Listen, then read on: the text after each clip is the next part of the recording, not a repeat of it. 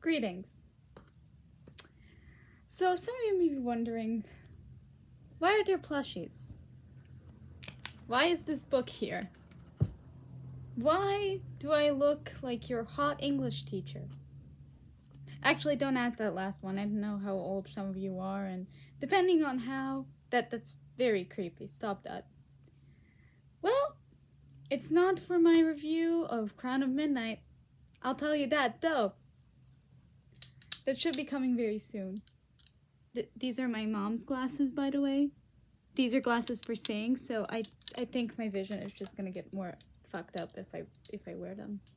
But keep in mind, I tried. No, today I'm trying to emulate Azul Grotto because I want to talk about him and his complicated relationship with the Leech twins. Now, yes, this is for Pride Month. Obviously. And yes, I could have done this when The Little Mermaid was released, but I was not on break then. So, yeah. And well, technically, yes, I could do any pairing that I have in this game. Hell, I could have done Jamil and Kaleem, because they're my favorite, and it's Pride Month, and it's like, what the fuck? Why not? And it's because The Little Mermaid released, and polyamory is an underrepresented sexuality, and somebody needs to talk about it. So, let's talk about the Octo Trio. Shall we? Now, this pairing is complicated. Well, superficially, it doesn't have the same issues that a lot of other pairings have. Like, for example, Leona and Ruggie have that whole pedophilia claim made about them, and people find Jamil and Kaleem problematic and toxic, which, like, okay, yeah, they are a little bit. Vil and Rook are fine, actually. Everyone thinks they're fine. People consider Trey and Riddle to have a problematic height difference, or some people even think that's pedophilia, even though it's like 1 year age gap. Jesus Christ. Azul, Jade, and Floyd seemingly are very, like, chill. If you want to pick a ship, aside from Vil and Rook, it's probably the least offensive one you can find. And then there's the incest. Yes, you heard me, incest. Now, a lot of people, mostly detractors of this pairing, seem to believe that incest is a necessary component of the Azul and the Tweels pairing because, well, if it's a true love triangle, they all have to love each other. Which, no. You misunderstand what polyamory is. It doesn't mean that the twins have to like each other and Azul. It just means that they have to like Azul, and Azul has to like both of them. That's all that it means. And well, yes, in my browsing of fan fiction for this pairing, could it be a pairing? Is it a trio? Is it a trinity? Whatever. Anyway, I have found fics that have amazing summaries and sound amazing, and then I look at the tags and it says twincest, and I recoil in disgust. Seriously, people who ship Jade and Floyd, stop it. Same with the Lilia and Silver shippers and the Ortho and Nydia. You are gross. Stop that. Please seek help. But it is important to note that despite consensus from the haters of this pairing that incest is mandatory and that the only way that this could work without incest is if Azul just hooked up with one twin instead of both. And while pairings between Azul and Floyd and Azul and Jade do exist separately, I think it's unfair. Well, not unfair, but it seems incomplete to separate the twins. especially when their relationship with Azul is equally strong. What do I mean by that?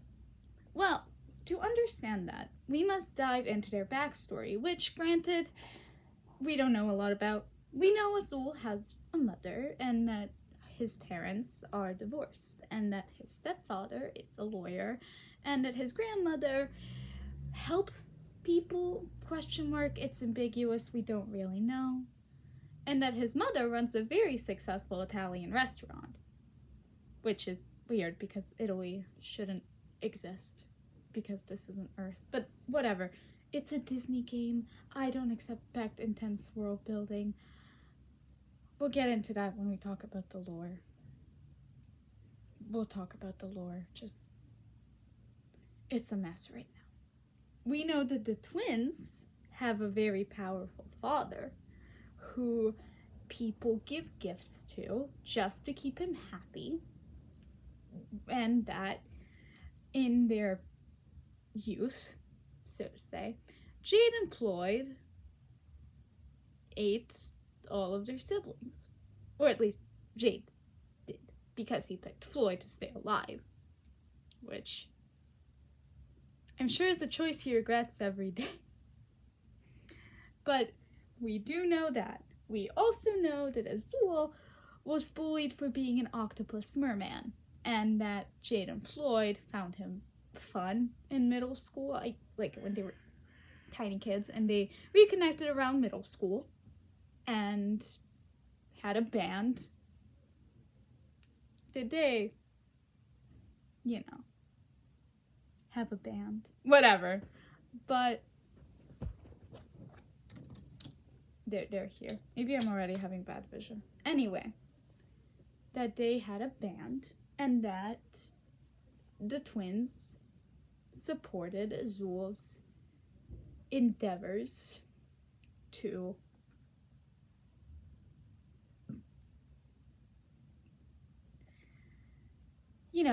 essentially become the world's #1 capitalist by going to the surface and taking what the hell is ours. So, yeah.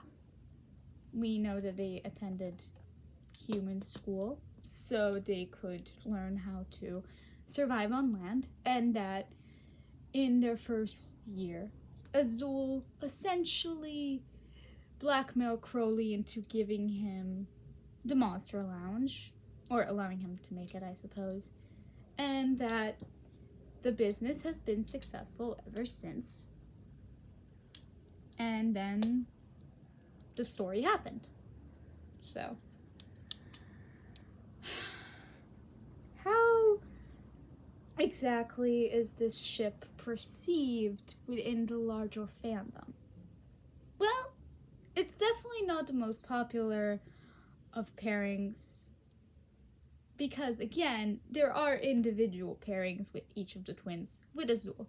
And of course, we can't neglect to mention that Riddle and Floyd is way more popular, because I have seen way more videos of those two than I have seen of Azul, Jade, and Floyd together. And we also must realize that Jamil and Azul is also very popular. Jami Azu is probably mentioned a lot more from what I've seen of twist content on YouTube than this. We also must note that Kaleem and Jade is also a thing, though I don't think it's the most popular Jade pairing. I think that goes to him and Trey. I think, though I cannot test with statistics. However, this pairing is not unpopular.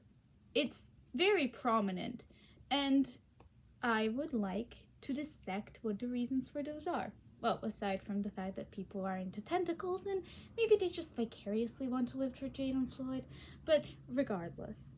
Firstly, we all want good things for Azul, and I mean, who doesn't, right? He deserves 2 hot eel boyfriends, but that's not the extent of it all. For you see, Jade and Floyd, much like I mentioned with Leona and Ruggie have seen Azul at, well, lack of a better word, his true self. Well, not true self, but the most vulnerable part of him. Now, Jamil may have heard stories. He may have heard things. He may assume things, but he wasn't there when all the bullying towards Azul went down. Jade and Floyd were. And they saw how Azul was back then. And they saw how he built himself up from nothing. Which, to them, maybe in fan interpretations, garnered some interest because, well, that's kind of impressive. And it is. It's very impressive. But it presents this understanding that the twins have about Azul that nobody else does. This innate comprehension of Azul's truth, that beneath all that he is, beneath that arrogant, self-assured, schemy exterior, lies someone with true vulnerabilities. Somebody who didn't just come out of the, would it be egg? Because they're fit? Whatever. Who didn't come out fully formed like that. Who worked for everything he has. And who is deeply, deeply afraid of letting other people know that. However, despite this, despite all of what they know, the twins still stuck by Azul through everything. And while they may claim that they only stick around Azul because it's fun, yeah, no. Yeah, no, they absolutely care about him. Because during his overplot, the twins are actively trying to, wake him up. They're not unaffected by this. And Floyd, specifically, says that he likes the old Azul. And then he says about how he looked like way more delicious. But the point is, they like Azul for who he is. They like his ambition. They like his dedication. They like his everything, and not just the facade that he presents to other people. Again, canon-wise, they're just friends who do crimes together and who are ambiguously gay. Because Disney won't touch that with a 5-foot pole unless it's Rook and it's for a joke. Whatever. The point is, there is a lot of genuine affection on the part of the twins that, implies that they do truly care about Azul, and that even if he was to become boring, they wouldn't leave him.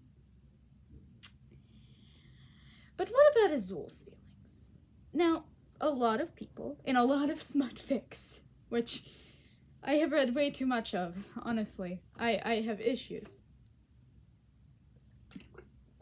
Interpret Azul's uncertainty about the twins as fear, based in their mermaid fish origins.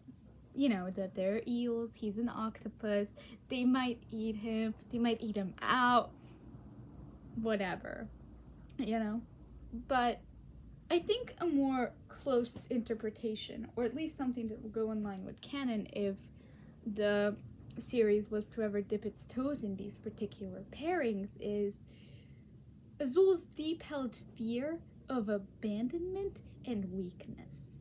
Now, of course, Azul's abandonment issues are not as severe as Bill's and Nalius's are, because those two are yikes. But he does come from a background of bullying.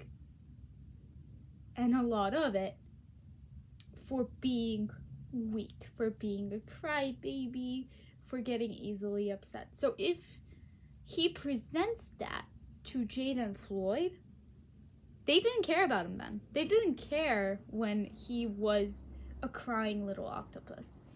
They found him fun, and then they left him alone. And to Azul, that may signify that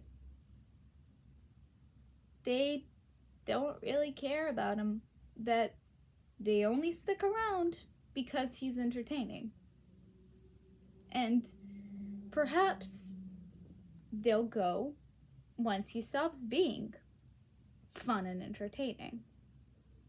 The moment he slips, they're out. Now, obviously that isn't the case, but it is one of the reasons why this ship really interests me. Now, I know that some of you may have gotten the perception that I like people and pairings who are a little fucked up, who are a little messy. And no, I'm not saying that because my first video was about a pairing that has dubious consent at best. But to me, that indicates a possibility for conflict. It indicates interesting character dynamics. So, the appeal of this pairing is that the twins know Azul's true self, and they love him for his true self, they realize how hard he's worked to become who he wants to be, and they admire that he's been able to do so, and they truly love him for him, which is a big deal, especially with, again, Azul's background of being bullied and then kind of becoming the bully later on, and whatever. We're not here to discuss Azul's moral compass, which, again, dubious, and that Azul could eventually learn through the twins to love himself. Now is the part where it gets a little weird, if it hadn't before, because it's time to talk about The Little Mermaid.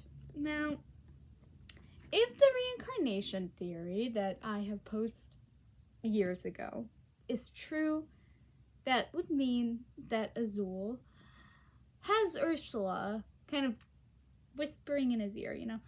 And so for him to date Jade and Floyd, who are essentially her, like, different versions of her pets, is weird. You know, some people find it strange on that level, not necessarily because of the reincarnation theory, though it has become kind of a thing in fanfics, though I haven't read any of the fics that employ those tropes, unless you count me proofreading my own fanfiction, which I don't. But the point is, some people find it a bit icky that that's the case. This isn't like Vil and Rook, where Rook is the hunter and Vil is the evil queen, where he was her lackey, yes, but he wasn't a pet. You know, it's a different level of ick. But to that I say, this isn't the same situation, so there's no point in calling it that when it's not the same. And it also kind of has to tie in, well, not exactly, but this is a good transition to talk about The Little Mermaid, the Disney version. No, I did not have content with Ariel on it. I could not find a book with her on it. I think I had a pillow of her back when I was younger, but I have no idea where it is. So this is the best we got. So it's time to discuss queer coding of Disney villains. and how Ursula and Azul fit into that. Because Little Mermaid was made in the 80s. Okay, it was basically in the 90s because it was 1989 or 1980. I don't know the date of The Little Mermaid, okay? I know a lot of facts. I know a lot of behind the scenes stuff. I do not know the date the movie was released because I cannot remember dates for shit. But this is basically a ubiquitous piece of Disney knowledge. Ursula was based off a drag queen named Divine, who was supposed to get the role, but died before that could happen. So they hired Pat Carroll instead, and she decided to give Ursula a bit of Shakespearean flair. Like, she's an old, retired Shakespearean actress. That part doesn't matter. The drag queen part does, though. Now, drag queens have often been associated with transness, though it's not the same thing. Now, this isn't just ignorance. A lot of trans people have also attributed Ursula to, have attributed drag queens, not Ursula, but because I got confused. Have attributed drag queens to trans representation. For example, like Chandler's Dead and Friends is often used as an example of that trans representation, which is not the same thing as being a drag queen. However,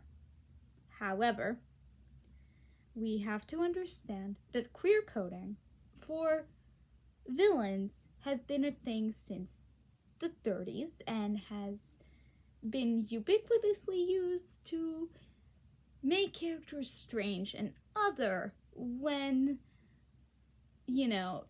being gay wasn't so chill with the government. So in the 80s and the 90s, and basically any time, making a male character effeminate or making a female character masculine was shorthand for they're evil, because that man wears heels. Evil. Right? Now, obviously, we as a society have progressed past that. Mostly. Not so much here, but in general. Society, We live in a society. Whatever.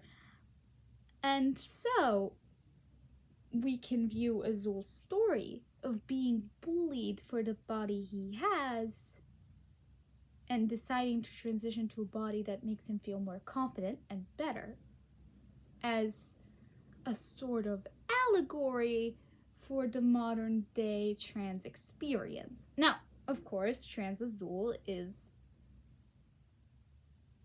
a headcanon that people have.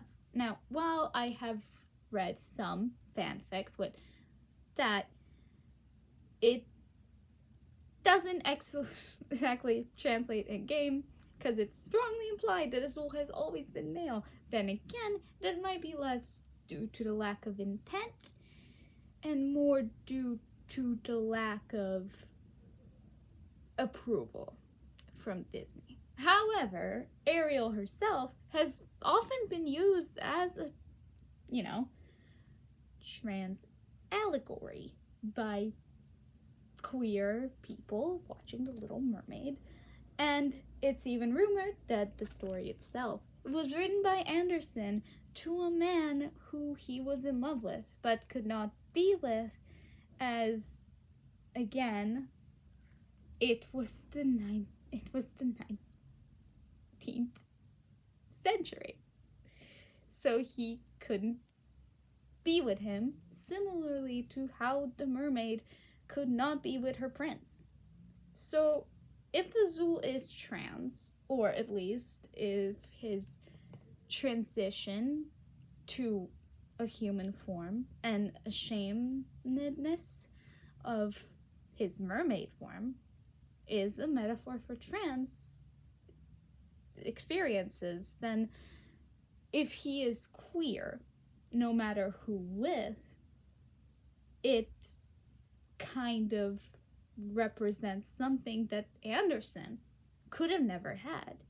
Now, am I saying this is the intent of the writers? No.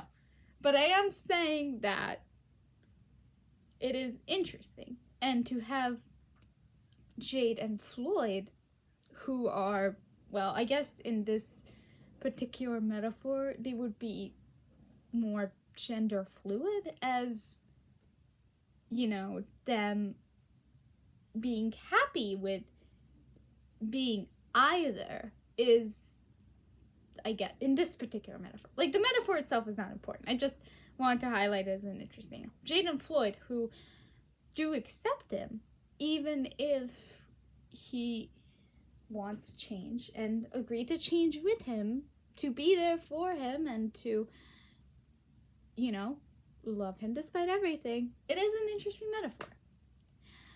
Now, though, we have to discuss what is the wider perception of these pairings. Like, I mean, not in the terms of, like, why people like it, because we already discussed that. But the larger fanon of how this relationship works.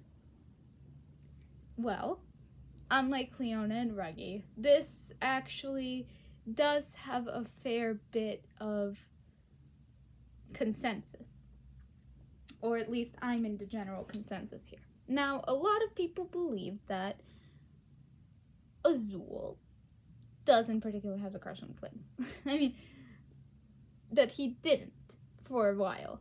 The general consensus is that he probably had a crush on Jamil at some point, because the man is obsessed, but it's also assumed that at the point that we meet the three of them in the story, Azul is already together with the twins, or at least they're in some sort of friends with benefits sort of deal, or at least, you know, they all understand each other's feelings, but the conversation hasn't happened yet. Though, of course, there are plenty of fics where the twins are pining over Azul, and Azul doesn't realize it because he's emotionally unintelligent sometimes, and it's just very fluffy stuff. But in general, this is pretty ubiquitously, they're dating, all is good, all is well. And Azul might say some stuff about Jamil that makes him jealous, but overall, they're very happy. And that's good. Because, again, we just want good things for Azul. And honestly, who doesn't? Also, polyamory is a real thing, and it's a solution to all love triangles, and I really think that it should be a more common thing overall, but, you know, maybe YA authors just haven't cracked that one. So, yeah, to all of my queer viewers, if anyone who's queer is watching this, happy Pride Month, and enjoy what little of it you have left, because it's probably the only representation you're ever gonna see, which is so sad. And again, happy Pride Month. Happy to enjoy these remaining days. I hope you have a good one.